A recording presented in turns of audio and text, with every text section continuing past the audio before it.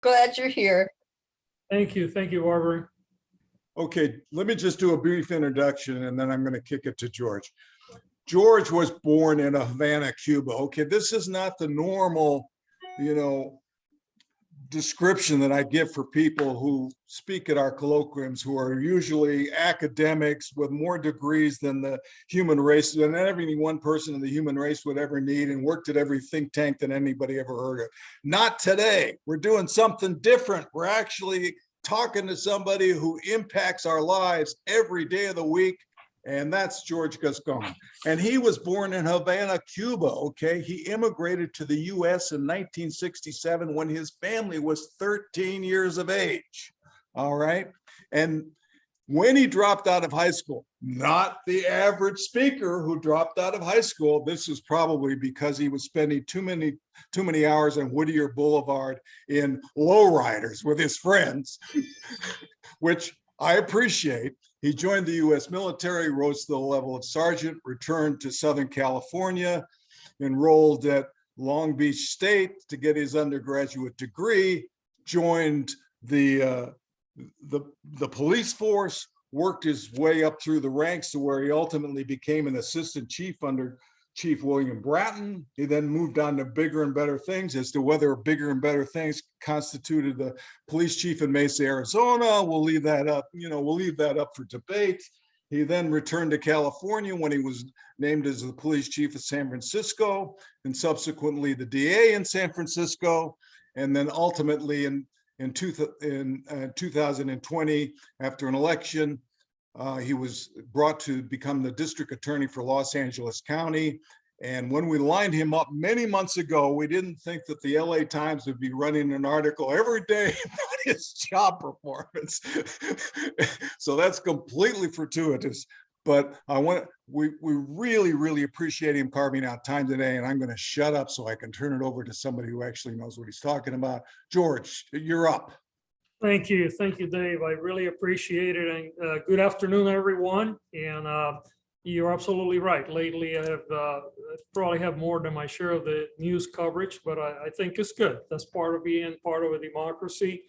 I'm actually really happy to be here today for many reasons. One is, the reputation of the Plato Society is one that I think speaks to people that really care about the pursuit of knowledge. And secondly, because I think that what we are doing, and I always put the we, because while I am the elected DA, the reality, this is a community endeavor, and it really includes every part of our community. It's really important because not only does it impact our lives in many ways, but I think it also has a national impact. When I run for office, I promised to implement policies that would support changes to our criminal legal system in a way that will hold people accountable to ensure that we are safe, but also that would start to evaluate and looking for ways to preventing the harms that the criminal legal system has been doing to so many communities for so long. And unquestionably, this has been a very difficult year for all of us. We're now going into the third year of a pandemic, and that has created a whole host of unusual circumstances. Number one, even internally, operationally, you can walk through my floor today and you may find about 20% of our employees, and that has been the way throughout the entire year. And frankly, we have, we keep encouraging people to work from home as much as we can, just to avoid the impact of the pandemic. And we now, as most of the county and most of the country, Omicron has come in hard and very heavy in our workplace, and that has had a significant impact not only in my office but the entire system.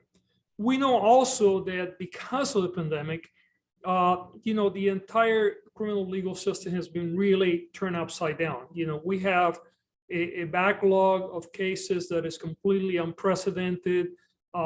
Cases continue to be piled up. We thought that late last year, we would begin to work on the backlog, only to get hit by Omicron and go back basically to very limited courtroom work, especially when it comes to trial work, because the courts, rightfully so, are trying to avoid becoming an incubator for additional spread of COVID. But despite all that, I think it's important to know as well all the things that have occurred, even in the midst of all this. So much of what I committed to doing and so much that has evolved during the last year. I think that many of you would know, but I'm going to rattle a few things quickly because I do want to have time for Q&A. I committed to ending the use of the death penalty in LA County. I have personally become an abolitionist when it comes to the death penalty, and we have done so. And quite frankly, we are aligned with the majority of the states in the union today, certainly with our governor. If you look at the end of the year report now, more than the majority of the states in the union have either abolished or completely stopped the use of the death penalty, which will hopefully eventually bring us in line with where most of the industrialized democracies around the world are today. Part of my commitment also was to ensure that we start treating kids as kids, and that by and large, we do not put children in adult prison. We know that there's plenty of data that supports that children do not do well in the adult system, number one. Number two, and more importantly, we have now years of research that indicate that, up to about age 25, the human brain can be easily reprogrammable with the right level of intervention. And not only would that create greater safety for all of us, but it creates a much more humane process for us. I promised that we would hold not only police accountable, but also other elected officials. And I tell you that, we filed 21 cases involving police issues, including, we just had yesterday a case of a school security officer in Long Beach from last year that is being held to answer in a case that we initiated. But we're also looking at corruption around the county. We have now filed cases involving 3 different cities, the cities of Maywood, the city of Industry, and the city of Compton, and we will continue to do that work.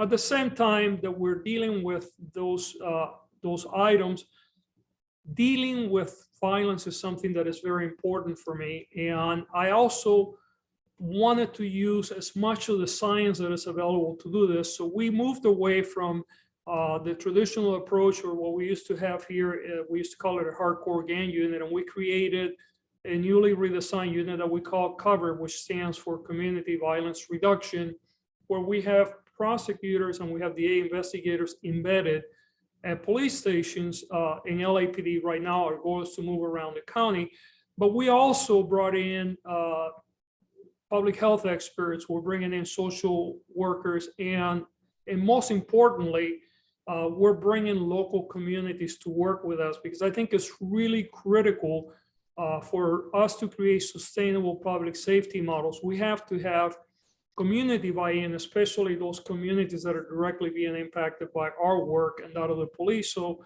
not only do we have law enforcement involved, but we also have all this other stakeholders.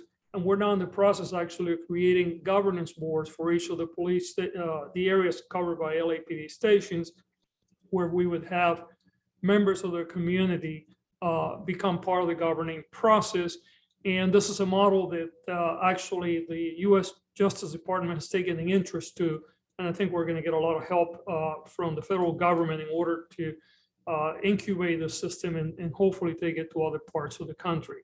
At the same time that we're doing all this, we continue to prosecute felonies at about the same rates that we did in 2019, which really speaks to the fact that our concentration in violence continues to be a very focused one. But we've also started to look at misdemeanor cases in the areas where we are responsible for misdemeanors. Which, by the way, I think often people don't realize in LA County, and we are, the largest county in the country with over 10 million people, but about 5 million people roughly in the county. They have cities that have their own city prosecutors for misdemeanors. For instance, in the city of LA, being the largest one, misdemeanors in the city of LA are not prosecuted by my office. They're prosecuted by the city attorney's office. Long Beach, There are a total of 10 cities out of 88 cities, but 10 of the largest cities that have their own city prosecutors. So about a half of the county population when it comes to misdemeanor prosecutions, those are the low-level things like, trespassing, shoplifting, and other things. Those are prosecuted by the city prosecutors. But in the area that we have responsibility, we have continued to focus on misdemeanors that lead to violence, but also taken a different approach to most of the cases that involve mental health, substance abuse. And in those cases where the drivers are poverty, mental health, substance abuse, we mostly try to divert those cases for interventions that are public health, social services appropriate. And we're beginning to see some very good results in that area. And then, at the same time that we're doing all this, as I indicated, we are proactively working to try to deal with things like community violence and looking at a different approach to our work. One of the things that I'm really proud of, and I'm proud of everything that I mentioned so far, but the other thing is that we're becoming more victim-centered. When I became the district attorney in LA, one of the complaints that they have, when several polls that have been done by victims of violent crime in LA County, which mirror what is happening nationally, where victims of violent crime generally are very dissatisfied with the way that the criminal legal system deals with them. And often what we heard and what those polls, very resoundingly came across is that people want the people that hurt them, they want that person to be held accountable, but they also want to make sure that their trauma, meaning their personal trauma of the victim, is being dealt with effectively, that they're being heard. And they believe that rehabilitation is an important component of accountability. To that end, we created the first Victims Advisory Board that is composed of men and women that themselves have been the victims of violent crime in some cases. They've lost loved ones. Other cases, they themselves have been the victims of serious violence. And a lot of our work now is being informed by this group and the advice that they're providing us. And I think, with that, as I mentioned to David, I'm going to stop because I know that because of technological issues, we started a little later. And I want to be able to respect the time that was allocated for Q&A. I'm back. Let me track through some issues that I sort of identified ahead of time, and then we're going to get to the Q&A specifically from the members of the group. Could you talk for a moment about where we're at on cash bail and what your views of that are or aren't? Yeah, absolutely. So, one of the things that I made very clear during the campaign, I personally do not believe that how much money you have in the bank should dictate whether you're dangerous or not. And in fact, we're experiencing the evidence of that right at the moment, where we have people that had bailed out in cash bail in the county recently, and they have continued to commit other crimes. But the reality is cash bail is still alive in the county. And I think there is a misconception out there, and sort of the myth versus facts that, that somehow I ended cash bail. The reality is that we haven't. What has occurred is that because of COVID and the emergency bail system that the courts have put together, basically all misdemeanors in the county and nonviolent, non-serious felony offenses, people qualify to be released on their own recognizance. And that is also, by the way, consistent with the Humphrey versus San Francisco California Supreme Court decision that was published earlier 2021, that also speaks that a person cannot be held in pretrial confinement simply because they cannot afford cash bail under most nonviolent offenses. So what you have is actually, because of COVID, we're having people that are being released, and consistent with the Supreme Court decision early last year, but actually not necessarily attached to my policy. On the other end of the spectrum, people that are committing violent crimes or serious crimes, they continue to get cash bail, and we are unfortunately seeing people that are bailing out of money multiple times and continuing to hurt the community. And we're trying to work with the courts and other partners to actually implement preventative pretrial detention, which is authorized under the California State Constitution. And basically, my concept, and I believe the one that we'll eventually get to, is that, you know, how much money you have is not, it's not determinative. If you're dangerous, you should not be able to get out. And if you're not dangerous and we can guarantee that you're coming back to court, then you should be able to be released. So what we are today is, you know, cash bail is very much alive and well in serious and violent crimes, and even sometimes in less so.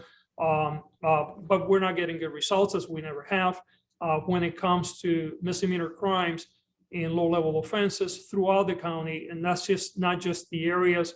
If you recall that I mentioned about half of the county is actually prosecuted for misdemeanors by city attorneys, but those areas, as well as those that are prosecuted by my office, people are getting out on the emergency bail system. Could you also discuss a little bit more about your philosophy towards charging juveniles as adults?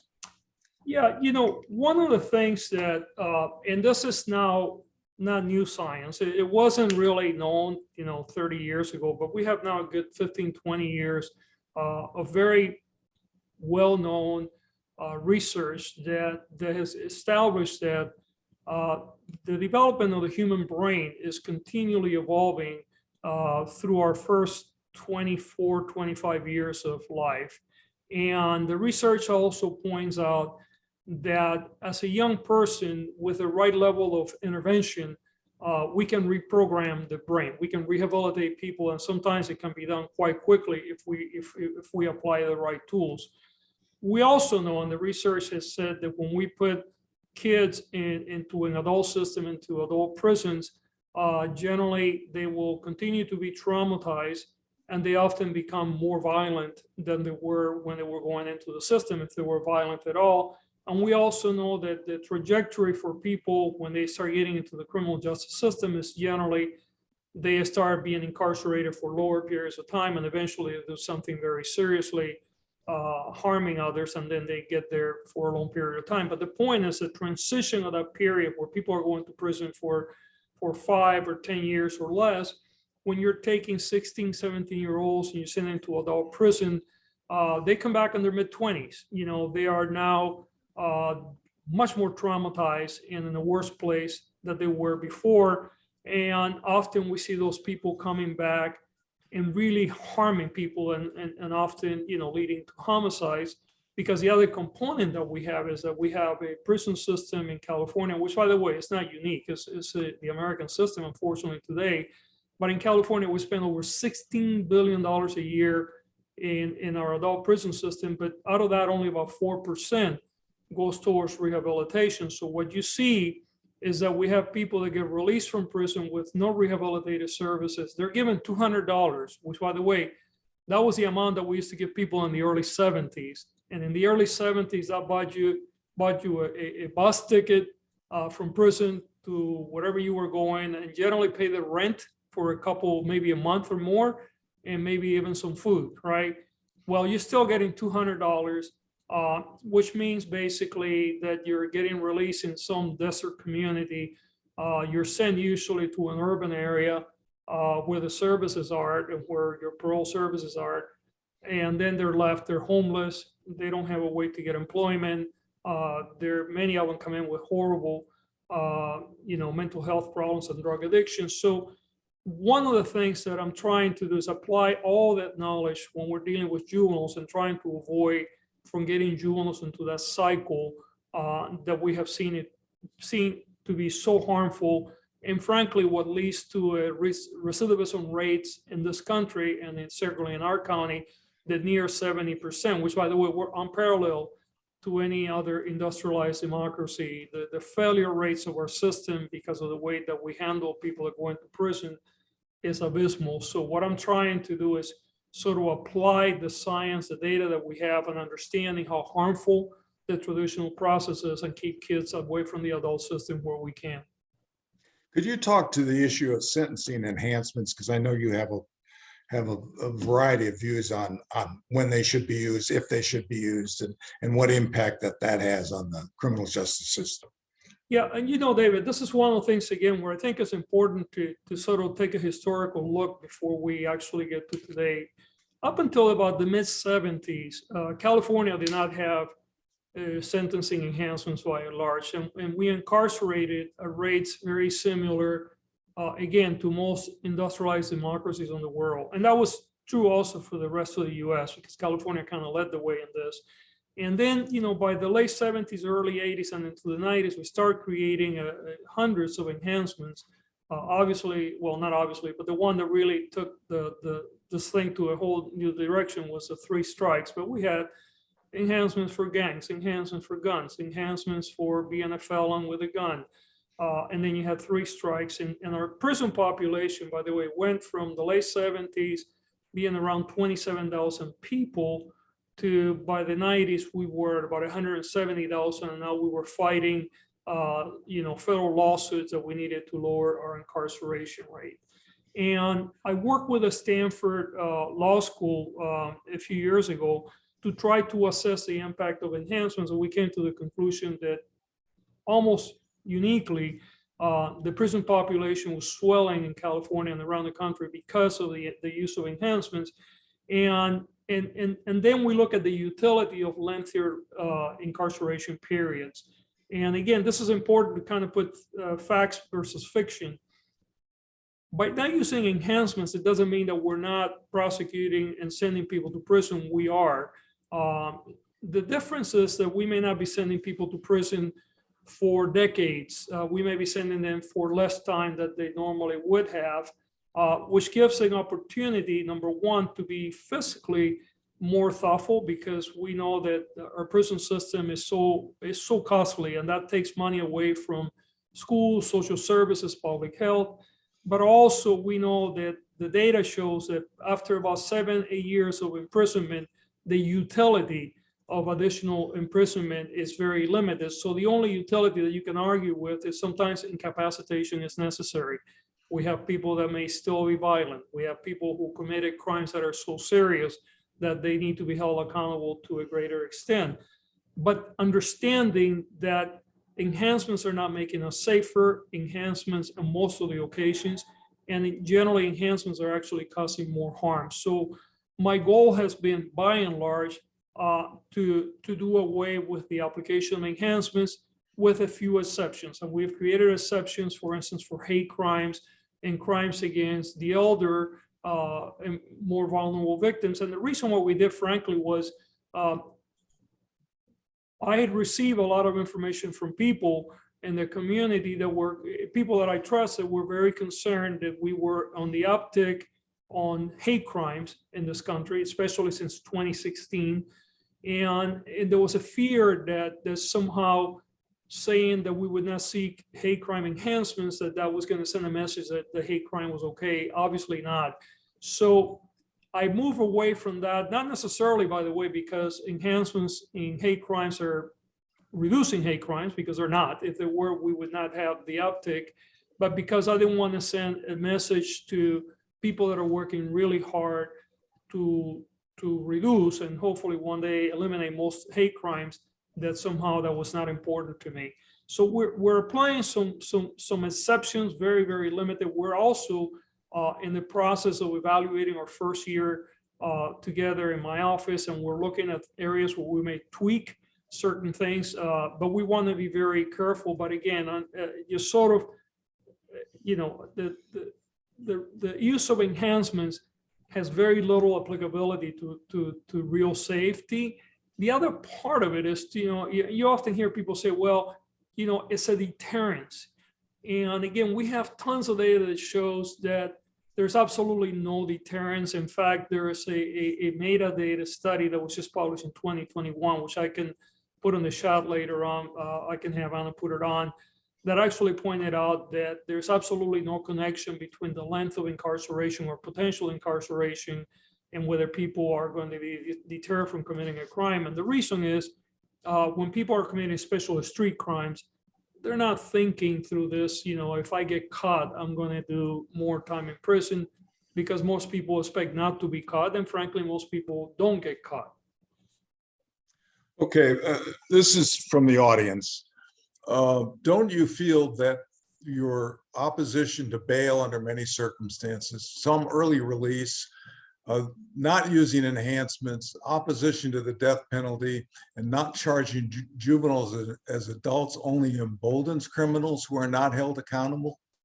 Well, again, I think and I know that I said this, but I assume that the question maybe was crafted before I talked, so I'm going to go back quickly. But we have to begin from the place of understanding there's absolutely no evidence that additional punish is going to deter. Okay, so additional punishment is about, you may want to incapacitate people for a period of time because they're dangerous, and we do so, or you want to punish people, but it's not because it's going to stop people from committing a crime because they're thinking about that. The other component of that is, and I spoke specifically about cash bail because we haven't gotten rid of cash bail. In fact, cash bail in LA County is alive and well, not because I believe in it, but because it is. And we're seeing, and we have seen it now with many cases of follow home robberies, where we have many of the people that were arrested by the LAPD. They posted bail multiple times. We have individuals that have 4 and 5 cases that are open, and they have cash bail out each and every time, and they still go back and commit crimes. So the issue of recidivism is the issue that we need to address, and that is not going to be fixed by cash bail, and certainly not going to be addressed by enhancements. And now the area of death penalty, you really get into we could go on death penalty forever, but the reality is absolutely zero evidence that death penalty does anything other than be extremely costly, extremely prejudicial in its application. We know that most of the time people that end up being prosecuted on a capital case, including in this county when it was applicable, were men of color. But more importantly, the cost is so high. You put somebody in state prison today, annually, if they're on a non-capital case, non-death penalty, that costs about $100,000 a year, assuming they don't have health problems or they're elderly, because if they're elderly with health problems, that cost is much higher. But a similarly situated person on death row is costing us about $500,000 a year. And then the prosecutions of death penalty is almost a never-ending process because, for good reasons, people have the ability to appeal certain decisions. So you have death penalty cases hang around for decades, not providing any closure to the family of the victim, having to relive every time there is another hearing. It's irreversible. So we know that if we make a mistake, and by the way, the system does make mistakes, including my office, we're dealing with cases that where we have wrongful convictions. So you have a practice that is racist on its application, and this is evident by the numbers. You have a practice that doesn't deter. You have a practice that is extremely costly and something that is irreversible. And by the way, the majority of the states in this union now have moved away from the death penalty, and we as a country have become kind of a sort of an outlier when it comes to industrialized nations and still having the application of the death penalty. So I think this is an area that I believe that in the next decade will no longer be a discussion in this country because the trends are very clearly that more and more states are moving away, and I believe that California will do so as well. Okay, I'd like to address a couple of cases that have arisen sort of recently. A 70-year-old nurse was assaulted and ultimately died returning from work at 5 a.m. And another case where an individual was working in a furniture store, I think on Melrose, who was assaulted, and two different people have been arrested in those cases. And sort of the suggestion in the LA Times is that there are two people who are probably don't have a home and may even have more other issues. What is your response to what on the face of it would appear to be a rise in crime being committed by those who do not have a home, and the seriousness of those offenses? How do you think about that problem? Well, I mean, look, first of all, I cannot tell you how sorry I am for these two victims and their families. And there are many things that come to mind, because obviously there are many others that die unnecessarily in 2021. And we're actually tracking, and we're working with the LAPD. We're beginning to track the connection between people that unfortunately are unhoused, and they're really horrible conditions, a lot of them with tremendous mental health problems, and crimes, especially homicides, because we're seeing a connection there. The other part, and actually these two cases illustrate a point that I think often, some people that are opposed to some of the reform efforts, they sort of spin the information. And I think there's two cases. And by the way, I want to underline, I'm not blaming the prosecutors in this other states, but because, one person was prosecuted and released in North and South Carolina. Both of those individuals had a recent history of having been released in other states. Interestingly enough, states that are very conservative, with very conservative prosecutors. But the point illustrated in this case is that you can have people that get released from almost any jurisdiction, and they can still end up in a place where they harm others because we don't have the right level of intervention. So I'm not accusing or even casting any blame on those prosecutors and those other states like North and South Carolina, but it really shows the deficiencies on our system and why we need to have very different levels of interventions, why we have to address not only houselessness, but we have to address income inequality, mental health. There's so much to unpack here that really, unless we provide the right levels of intervention, we're going to continue to have these tragedies. And obviously, COVID and what has occurred nationally in the last 2 years, it really has accentuated just the deficiencies of our system. We, for the first time in many years, have homicides and violent crime increasing all over the country, regardless of jurisdictions. In fact, often some of the jurisdictions with some of the more stricter, crime and, law and order prosecutors per capita, they have higher rates of homicide, like Fresno, for instance, in California. But we're seeing the sort of the breakdown of, the application of the wrong solutions to violence that is really coming back to roost in ways that is harming so many of us. And I am fearful, by the way, that if we try to go back to what we did before in the last 20 years, last 30 years, we're going to continue to have the cycles where we may incapacitate hundreds of thousands of people, but we continue to harm the psychic and the mental health and traumatize so many communities that we continue to have the same problems that we have today. I know you worked for a period of time with Bratton when he was chief, and he I think ascribed to the broken windows theory of policing. What is your view towards that? Explain to people what that is and Sure. and your views of it.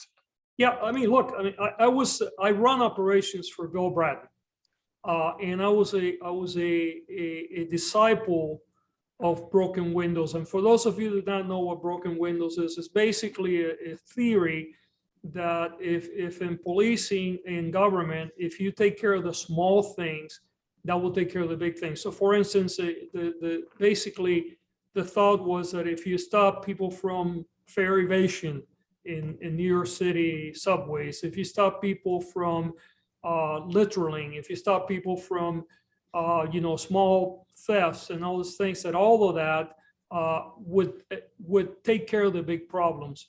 And many of us, and I was one of those, subscribed to those ideas 100%. And when I was running operations for Bill Bratton, I was very aggressive, in our policing practices, and continue to do so, quite frankly, for a period of time, until I started to become exposed to other information, quite frankly, looking at the impact of our recidivism rates and the impact that we were having in communities of color. And look, there's no question that you can stop a crime from happening if you put somebody in jail for a period of time. The question becomes, what is a sustainable model, and how much harm do you do when you put somebody in jail, and when is the right time to put somebody in jail or prison, and when is not the right time. So the problem that I see with the work that I did years ago is that today there's a lot of data that shows that there has to be an approach that understands that also you don't want to do any harm. You know, I often tell people I wish if police and prosecutors, if we had to take an oath, in addition to the oath that we take to the Constitution, if we had to do what the medical profession does and take an oath to do no harm, right? Because we need to evaluate each intervention that we provide and weigh the consequences of that to make sure that we're not creating more harm either today or in the future than whatever we're trying to alleviate today. Okay, back to the group. Do you have any programs to improve domestic violence prevention? Yeah, you know, this is an area that, by the way, another challenge, especially with COVID, right? We have seen, you know, a rise both in reported and unreported domestic violence. And the reason why we know they are unreported is because you can still do statistical analysis to determine this with domestic violence and the intersection between mental health, substance abuse, dysfunctionality, and it's happening across the country. And some of the things that in addition to working with community-based organizations, part of the work that we're doing with our cover work in the areas that we started with LAPD, which is looking at violence very broadly, not just simply gang-related, street-related violence, but looking at all the drivers of violence. Because the other part that we know, and I know that anybody that is an expert in this area would tell you that actually violence starts at home very early on, right? Young people that witness and get traumatized by family-related violence when they're young, they tend to be also those that engage in domestic violence when they're adults, either as the offender or the victim, and they also engage in violence on the streets. So looking at domestic violence is something that we're trying to really wrap our arms around, but also looking at it very holistically as all the other impacts that domestic violence has in our community and generally even beyond the home. Okay, one of the questions from the group is, have you investigated a program similar to the city attorney's program on quote unquote restorative justice? Yes, as a matter of fact, we have implemented already.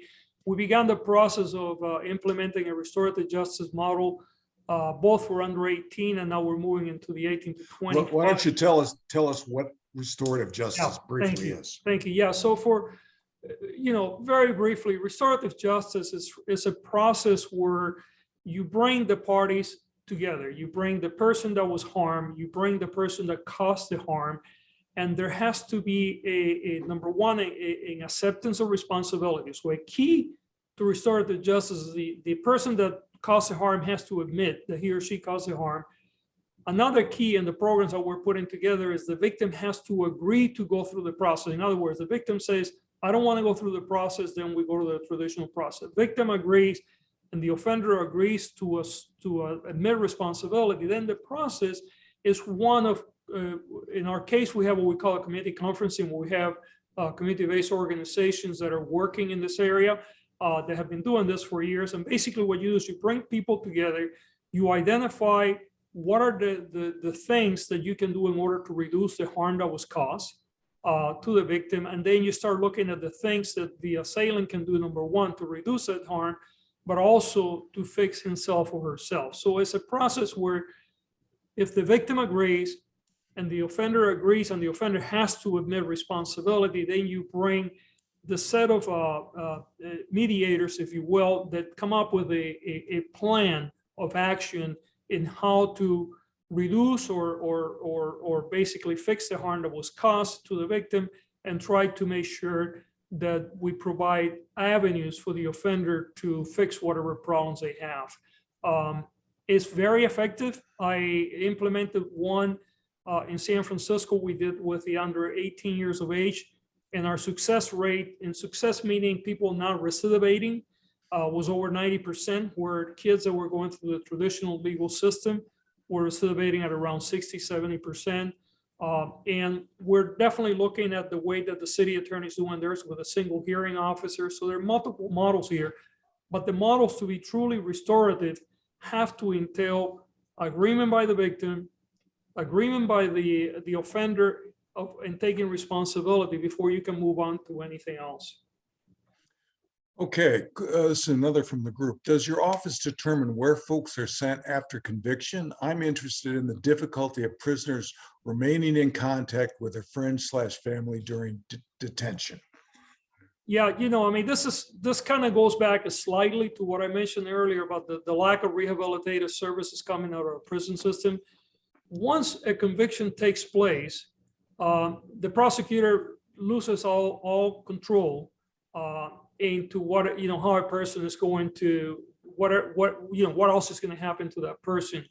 And in fact, that is one of the reasons where we like to use, hopefully increase the use of restorative justice, because that's one of the few models where you maintain control and you can work with people continuously to make sure that people are doing what they're doing.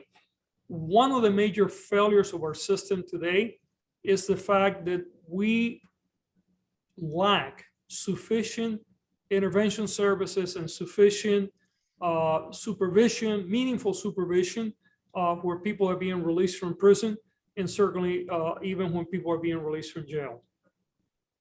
So by statute, California raised the limit of which is the cutoff between misdemeanor and felonies in theft cases, raising it to $900. Right. And some have alleged that they're raising it to $900 has created theft rings that are stealing $800 items. What's your view of the problems or lack thereof of raising the misdemeanor cutoff to $900?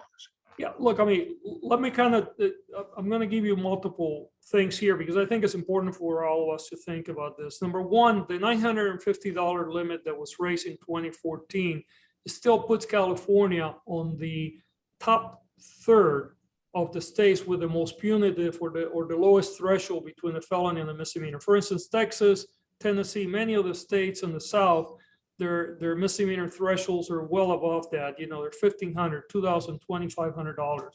And they're experiencing, by the way, similar problems to the ones that we have when it comes to theft. On the other end of the spectrum is the reality that, so there's no correlation. We have seen it, we have lower than they have, but, we continue to have similar problems. But the other part of this is, I know that you often hear the sort of what is mostly a myth about the individual walking into a store and almost taking a calculator to, oops, I just got to the $950, $940, let me stop. That's not how it happens. The reality is that, when people, if you're talking about theft rings, they're coming in, they're taking large quantities of property, and their crimes, by the way, have nothing to, that threshold of a misdemeanor theft do not apply to them. They're being charged and they're being prosecuted for burglary. Sometimes they're robberies because they actually, the store security or someone tries to stop him and they use physical force as they're running away. So the reality is that the $950 has no impact, any discernible impact on theft rings. And we know that because it's happening around the country as well. What it does do is it brings some level of balance to a limit that used to be $450 that was designed back in the 1980s. And it's much like the $200 that you get when you get out of prison that was in the early 70s. There's absolutely no adjustment for inflation. $450 in 1984 are clearly not $450 of 2021. And we have to understand that in order for us to be effective in our work, if you call everything serious, then nothing is serious. We don't have enough prison space, nor should we. We don't have enough jail space. We need to balance the way that we intervene.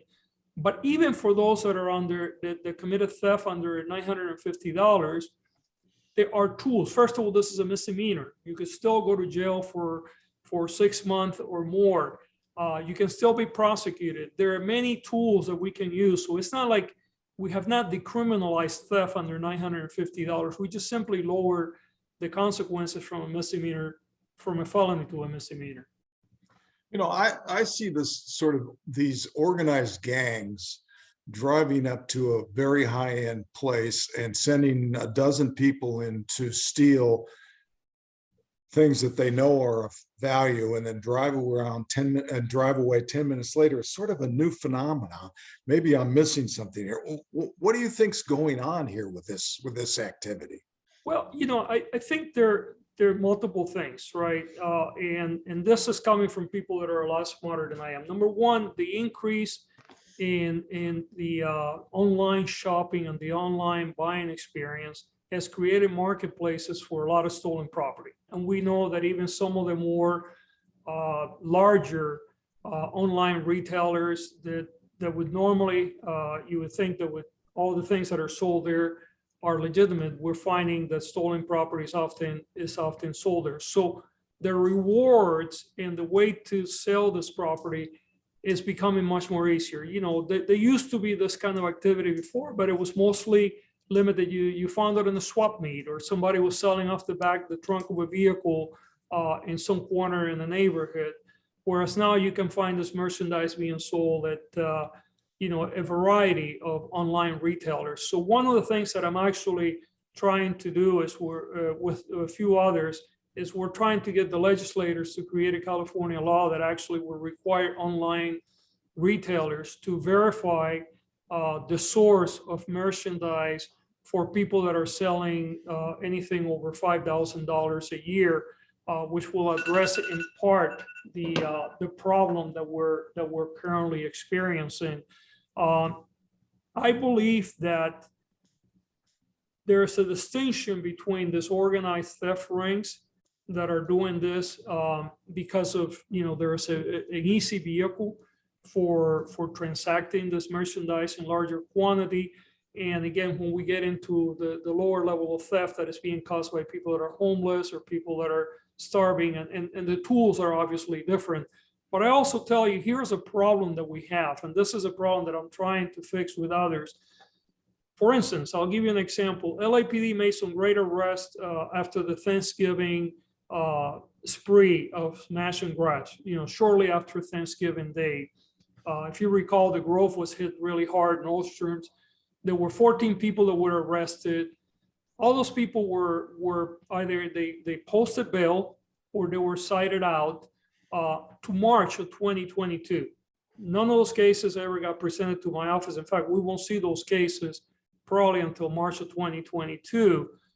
So some of those people get out and the system doesn't have a good way to track them, and they go back and they commit other crimes. So we have to, and this is a weakness that has been accentuated by COVID because the courts are so backed up. So we're trying to work with the courts and the LAPD and other partners, number one, to shorten the time of the cite out so that people have to come to court sooner if they're going to be released. And secondly, for people that are repeat offenders, we want to make sure that we work with the police department to help them do what we call bail deviation, or deviation from the emergency bail order, so that people that should not be released are not being released. Okay, I'm going to just give you one more because I know you have another commitment. You spent over 40 years in law enforcement. What's behind your commitment? It's passion, right? I grew up in the LA. Well, after my time in the Army, I grew up in the LAPD as an adult. I strongly believe that in a civilized society, you have to have good policing. You have to have a good criminal legal system. I strongly believe that police officers, prosecutors make a difference when it's done well. And I continue to have that passion. Now, the path that I am now traveling and how I view that work is obviously evolved tremendously from someone that really believed in the death penalty, believed in locking people up there as long as you could, believed that if a kid committing adult crime, you pay adult time. I'm obviously at a different place today, and that's really mostly informed by the information that I've been exposed to traveling through other countries, looking at other legal systems, and then looking at our own development of data and science in our own country. But I'm very passionate, and I have kids and grandkids that were born in this community. This is my home, and I want to leave it a better place for them and for future generations. Thank you so very, very much, and particularly for being working with us when there was a delay in getting this going. I know you're a busy guy and we want you to get back to doing your job, but we really, really appreciate it. Thanks. Thank you so much, David, and thank you all. I look forward maybe to get invited maybe 6 months out or whatever. It'd be fun to continue this dialogue. Oh, sold. We'll do it again. No problem. Right. Thank you. You take care. Thanks. Bye. Bye-bye. Okay, next month, we've got Justine A. Rosenthal, a former editor-in-chief of the National Interest and a director of the Council on Global Terrorism and a former director at the Council on Foreign Relations, former researcher at Brookings, and a special assistant to former Treasury Secretary Robert Rubin. How about that? Her areas of expertise include international terrorism, counterterrorism strategies, nuclear proliferation, civil warfare, and East Asian security. She recently produced several international current affairs documentaries for National Geographic and is an Emmy-nominated HBO film producer of Only the Dead See the End of the War. That's February 17th, 1:30 on Zoom. Hopefully we'll get it up and running on time. Thanks, everybody. Thanks so much.